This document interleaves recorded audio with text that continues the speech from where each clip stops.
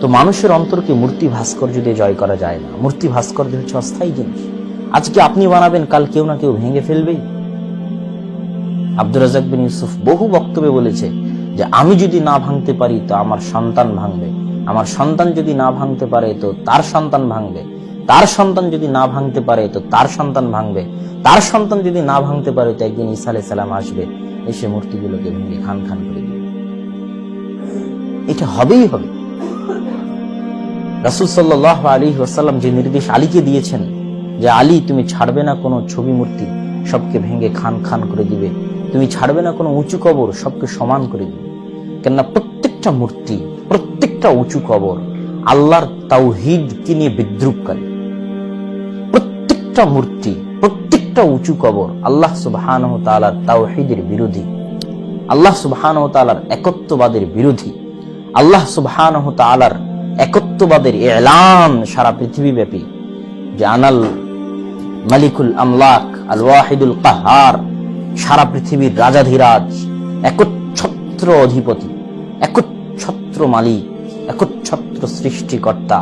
অহংকার করা একমাত্র যার জন্যই মানায়, দাম্ভিকতা একমাত্র যার জন্যই মানায়, যার শায়ানে শান, তিনি হচ্ছেন একক সত্তা। পৃথিবীতে যত মূর্তি আছে, যত ছবি সম্মানের জন্য ঝুলানো আছে, যত উঁচু কবর আছে, সবগুলো আল্লাহ সুবহানাহু ওয়া তাআলার বিরোধী। এগুলো হচ্ছে আল্লাহ সুবহানাহু ওয়া তাআলার বিরোধী, আল্লাহ সুবহানাহু ওয়া তাআলার উলুহিয়াতের বিরোধী, আল্লাহ সুবহানাহু ওয়া তাআলার একত্ববাদের বিরোধী। যারা এগুলো নির্মাণ করে তাদের জন্য কোনো ক্ষমা নাই, যারা এগুলোতে সহযোগিতা করে তাদের জন্য কোনো ক্ষমা নাই। তবে এগুলো একদিন ধ্বংস হবেই,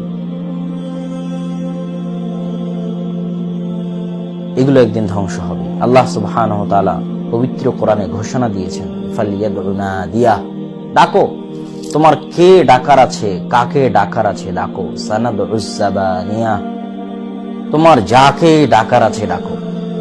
আজকে হয়তো একটা ভাস্কর্য বা একটা মূর্তি বানাতে গিয়ে তুমি কাকে ডাকতে পারো? আমেরিকা, ইসরায়েল, ভারত, যাকে ডাকার আছে তাকে ডাকো। আর আমি আল্লাহ সানাদউস সাবানিয়া, আযাবের ফেরেশতাদেরকে ডাকবো, যারা আযাব দেয় তাদেরকে ডাকবো, এবং নিমিষে ধূলিসাৎ করে দিতে পারি আমি। যারা তোমাদের চাইতে শক্তিশালী পৃথিবীতে চলে গেছে তাদেরকে আমি ধূলিসাৎ করে দিয়েছি। আর আল্লাহ সুবহানাহু ওয়া তাআলার ধূলিসাৎ করার একটা চমৎকার জিনিস হচ্ছে আল্লাহ সুবহানাহু ওয়া তাআলা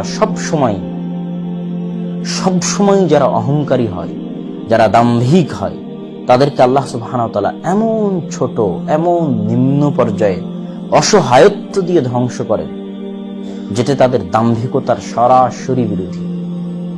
আল্লাহ সুবহানাহু ওয়া তাআলা ফেরাউন খোদার দাবি করেছে। আল্লাহ সুবহানাহু ওয়া তাআলা চাইলে ফেরাউনকে অন্য কোনো ভাবে হত্যা করতে পারতেন। ফেরাউনকে আল্লাহ সুবহানাহু ওয়া তাআলা পানিতে ডুবিয়েছে। দেখি তুমি বাঁচতে পারো কিনা। তুমি যদি রব হও, প্রতিপালক হও, তো বাঁচো পানি থেকে। এখানে তো তোমাকে কেউ এসে হত্যা করতেছে না। মুসা তো এসে তোমাকে জবাই করতেছে না, মুসা তো তোমাকে তীর মারতেছে না। সামান্য পানি, তুমি সাঁতরে বাঁচো, তুমি তোমার ক্ষমতা দিয়ে বাঁচো, তুমি তোমার দাপট দিয়ে বাঁচো। ফেরাউনকে আল্লাহ সুবহানাহু ওয়া তাআলা 16 আনা অসহায়ত্ব দেখিয়ে দুনিয়া থেকে বিদায় করেছে যে আমি হচ্ছি তোমাদের প্রতিপালক, সৃষ্টিকর্তা, একচ্ছত্র অধিপতি, তোমরা কিছুই নও। যুগে যুগে আল্লাহ সুবহানাহু ওয়া তাআলা যত দাম্ভিক এসেছে সবকে এরকম ছোট ছোট নগণ্য জিনিস, মশা, মাছি, যখন আদ সামুদ এসেছে তখন তাদের যে শক্তি, ক্ষমতা, শরীর, বিশাল লম্বা লম্বা তাদের শরীর ছিল। অত শক্তিশালী জাতি আল্লাহ বলেছেন যে আমি পৃথিবীতে আর কোনোদিন সৃষ্টি করব না। যারা পাহাড়ে বসবাস করত, পাহাড় কেটে ঘর নির্মাণ করত, তাদেরকে আল্লাহ সুবহানাহু ওয়া তাআলা ঝড় দিলেন। ঝড়ে তারা বলছে গোড়া কাটা গাছের ন্যায় পড়েছিল। যে খেজুর গাছগুলোর গোড়া কাটলে যেমন খেজুর গাছ উল্টে পড়ে থাকে, এরকম গোড়া কাটা গাছের ন্যায় পড়েছিল। কত কিলোমিটার ব্যাপী সেই ঝড়ের গতি ছিল তা আল্লাহ সুবহানাহু ওয়া তাআলা জানেন। এই সারা পৃথিবীর প্রতিটা ইঞ্চি ইঞ্চিতে আল্লাহ সুবহানাহু ওয়া তাআলার সেনাবাহিনী ছড়িয়ে আছে। বাতাস আল্লাহর বাহিনী। বাতাসকে বললে কত কিলোমিটার গতিতে বাতাস আসবে। পাথরের, শক্তিশালী পাথরের তৈরি করা বিল্ডিং বাতাসের আঘাতে করাতের মতো কেটে চূর্ণ বিচূর্ণ হয়ে যাবে। সমুদ্র আল্লাহ সুবহানাহু ওয়া তাআলার বাহিনী। সমুদ্রকে নির্দেশ দিলে সমুদ্র জলোচ্ছ্বাসে ডুবিয়ে দিবে হাজার হাজার কোটি কোটি মানুষকে, বিশাল বিশাল বিল্ডিংকে ধসিয়ে দিবে। জমিন আল্লাহ সুবহানাহু ওয়া তাআলার বাহিনী। জমিনকে আল্লাহ নির্দেশ দিলে জমিন কাঁপবে। ইজা জুলজিলাতিল আরদু জিলজালাহা, যখন জমিন কাঁপবে ভয়ঙ্কর ভাবে। ওয়া আখরাজাতিল আরদু আসকালাহা, জমিন তার মধ্যে যা আছে সবকিছু বের করে দিবে। সেদিন মানুষ বলবে কি হয়েছে জমিন? তখন জমিন বলবে এটা তোমাদের প্রতিপালকের নির্দেশ, পালনকর্তার নির্দেশ, আমি এরকম করতেছি। তো মানুষ যে পৃথিবীতে বিচরণ করে, যে মাটি দিয়ে আপনি ভাস্কর্য তৈরি করবেন, যে পাথর দিয়ে আপনি মূর্তি নির্মাণ করবেন, সবগুলো আল্লাহ সুবহানাহু ওয়া তাআলার অধীনস্থ, আল্লাহ সুবহানাহু ওয়া তাআলার রাজত্ব। পৃথিবীর এমন কোনো জায়গা নেই যেখানে আপনি গিয়ে চন্দ্র, নক্ষত্র, গ্রহরাজি, মঙ্গল থেকে শুরু করে যত গ্রহরাজি যেখানে আছে, সমুদ্রের অতল গহ্বর, আফ্রিকার জঙ্গল, কোথাও আপনি আল্লাহর রাজত্বের বাইরে যেতে পারবেন না। এটা আল্লাহর চ্যালেঞ্জ। যেখানেই যাবেন সেখানেই আল্লাহর রাজত্ব।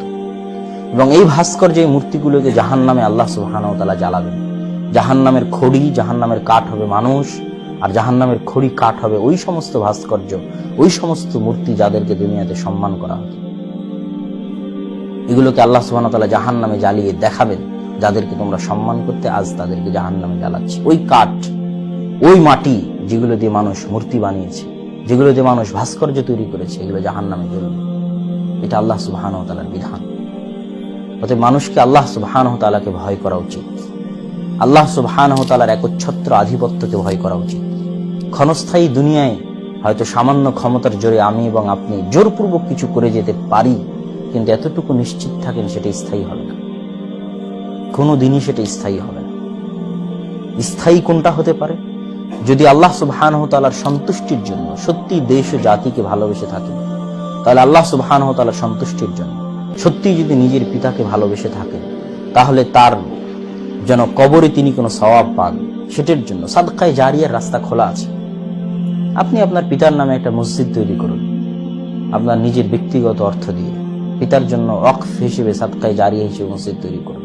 চিরস্থায়ী থাকবে ইনশাআল্লাহ, চিরস্থায়ী থাকবে। আল্লাহর ইবাদত হবে, আল্লাহর জিকির আজকার হবে, আল্লাহর তাসবিহ তাহলিল হবে। যদি সত্যি দেশ ও জাতিকে ভালোবেসে থাকেন, তাহলে মানুষের অর্থ, মানুষের টাকা, মানুষের ধন দৌলত, জনগণের দেওয়া ট্যাক্সের টাকা তাদের উন্নয়নের পিছনে ব্যয় করে। বাংলাদেশে কত মানুষ না খেয়ে আছে, রাস্তাঘাটে, ফুটপাতে, কত মানুষের চাকরি নাই করোনার কারণে, কত মানুষের কত অসহায়ত্ব, কত দারিদ্রতা।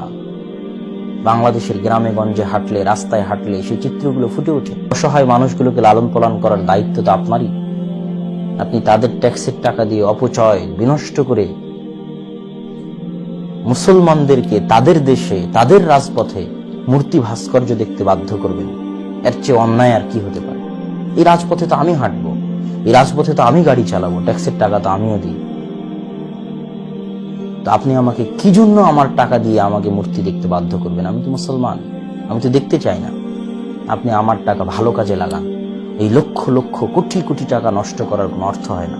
এই প্রত্যেকটা টাকার কিয়ামতের মাঠে হিসাব দিতে হবে। লাতুসআলুন্না ইয়াওমাইদিন আনিন নাঈম, কিয়ামতের মাঠে আল্লাহ প্রত্যেক যে দয়া এবং অনুগ্রহ মানুষকে দিয়েছিল, সেই দয়া এবং অনুগ্রহের বিষয়ে জিজ্ঞাসা করা হবে। রাসূল সাল্লাল্লাহু আলাইহি ওয়াসাল্লাম যেদিন খাবার পেলেন না, বাড়ি থেকে বের হয়ে গেলেন, আবু বকরও ক্ষুধার্ত হয়ে বাড়ি থেকে বের হয়ে আসলো, ওমরও ক্ষুধার্ত হয়ে বাড়ি থেকে বের হয়ে আসলো। তারপরে একজন আনসারীর বাড়িতে গিয়ে বকরি, খাসি জবাই করে খাবারের ব্যবস্থা করা হলো।